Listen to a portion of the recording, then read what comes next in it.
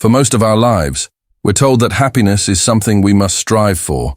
Work harder, aim higher, buy more, look better, stay busy. The idea that happiness requires effort is deeply woven into our culture. But as we grow older, a quiet truth begins to unfold. True happiness doesn't come from chasing. It comes from slowing down, letting go, and simply being.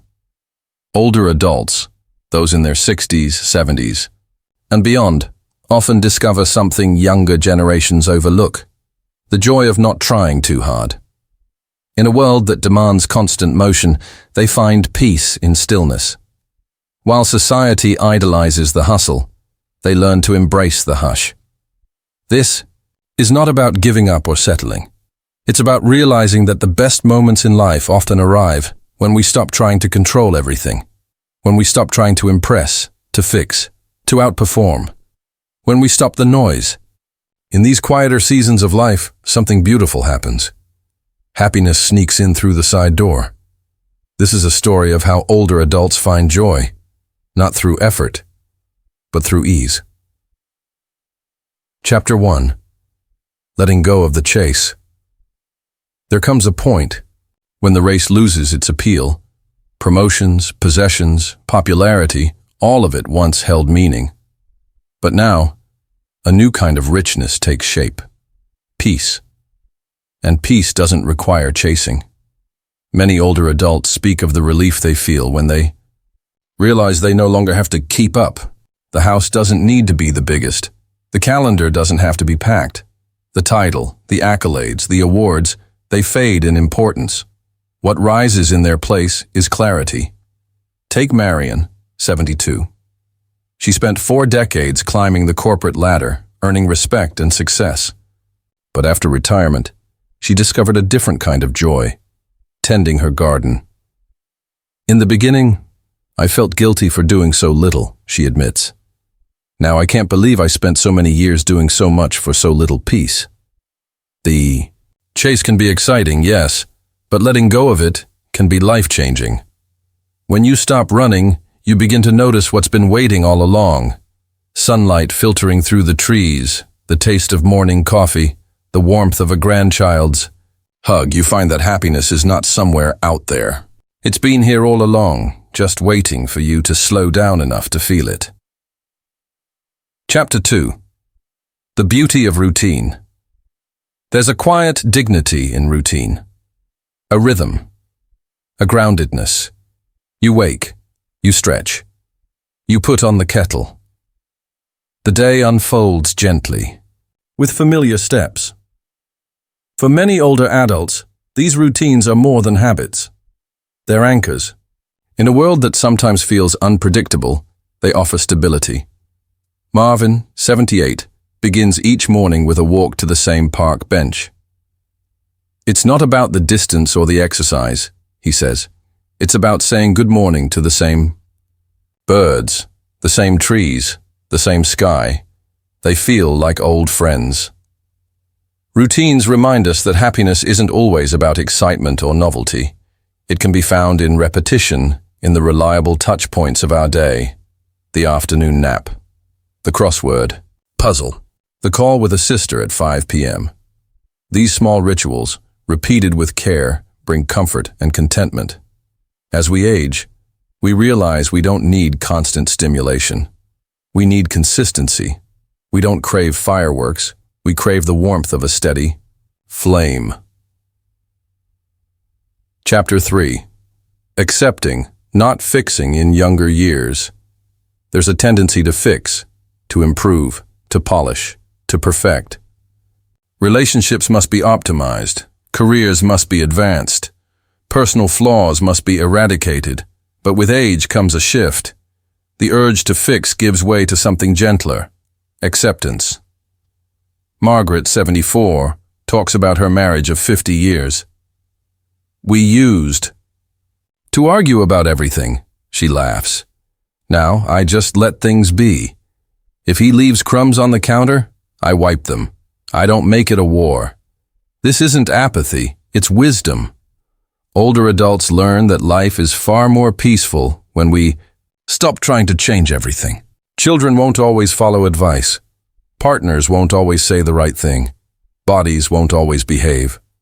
And that's okay. Happiness is not found in perfect conditions. It's found in accepting imperfect ones with grace. Chapter 4. The power of doing less. For much of life, doing more is rewarded. More work, more responsibility, more output. But eventually, the cost of more becomes clear. It leads to stress, burnout, and disconnection. Older adults begin to choose less. Less clutter, less noise, less busyness. And in that lessness, they find more of what matters. Helen, 69, downsized from a 4-bedroom house to a 1-bedroom cottage. I thought I'd miss all the space, she says. Instead, I found space in my mind. I spend less time cleaning and more time reading, walking, living. Doing less doesn't mean doing nothing. It means doing what matters. It means saying no to things that drain us and yes to things that nourish us. It means refusing to measure worth by productivity. It's not about laziness. It's about liberation. Chapter 5. Finding meaning in the small things. When you stop rushing, you start noticing. A butterfly on the window, the way steam curls from a teacup, the sound of your favorite old song on the radio. These small things, once overlooked, become treasures. Older adults often speak of this shift. Life slows down, and in that stillness, the world becomes vivid. A single flower can move you to tears. A simple meal can taste like a feast. A quiet moment can feel like a prayer. Meaning doesn't have to come from grand achievements.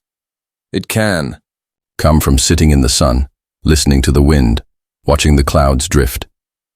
These moments may not be productive, but they are deeply alive.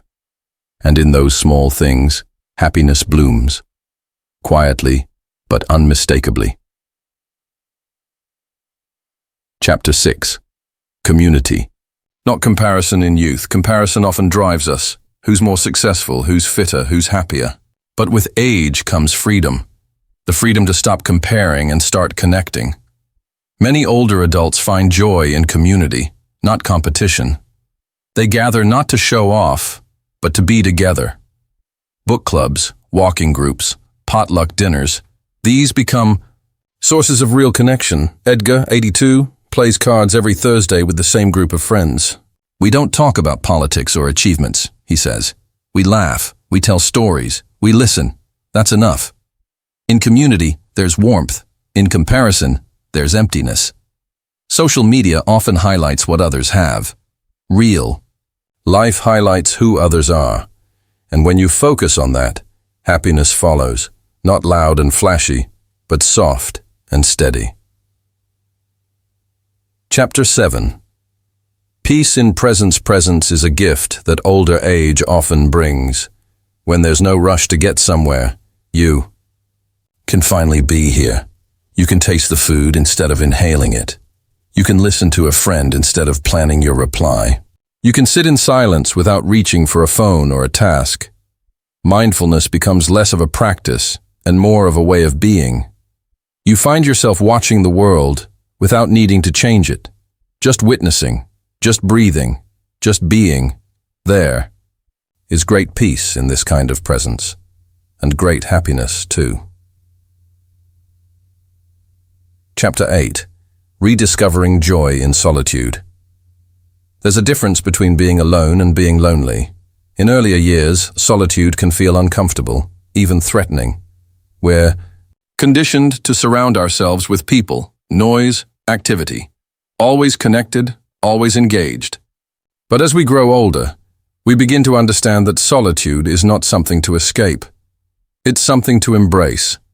Solitude offers space for self-reflection, for rest, for simply existing without the need to explain or perform.